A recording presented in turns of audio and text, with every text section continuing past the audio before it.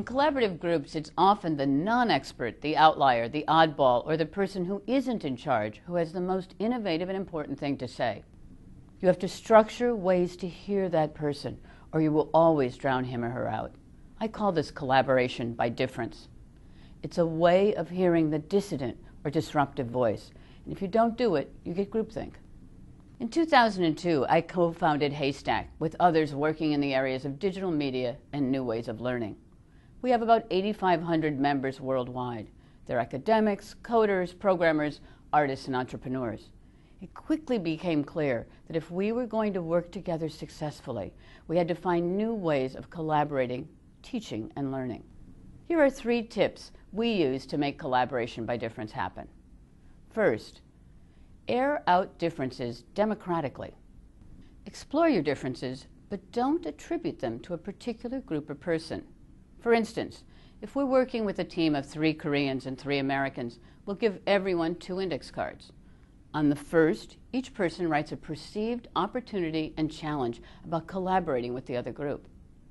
On the second, each person writes an opportunity and challenge that they believe they themselves offer. People don't write their names or their group. We collect and shuffle the cards, and a facilitator reads each out loud without identifying who is saying what about whom. It's always interesting because by the time you read through, it turns out both sides are worried and excited about the same things. It's a great attention device, focusing not on the differences, but on the opportunities and challenges of all the individuals working together. Second, let non-experts talk first. We do a lot of work in schools on learning in the digital age.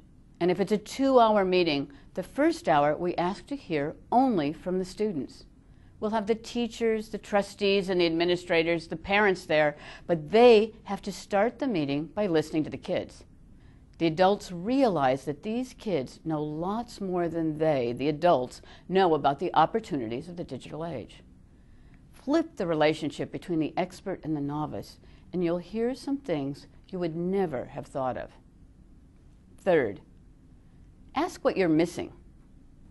When we meet, we always have a point where we stop and ask, what are we missing?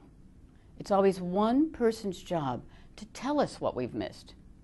Now, no one knows ahead of time whose responsibility that will be. The person running the meeting literally pulls the name out of a hat. So it makes everyone pay attention because you don't know if you'll be called on. Inevitably, we realize we're not as clear on something as we thought we were. It often derails the conversation, but it turns out we were heading in the wrong direction, and it was a good thing it was derailed. Collaboration by difference is about shaking up your old habits, about structuring a way of listening to the quiet voice and adopting methods that force you to examine what you think you know so that you can find the bugs.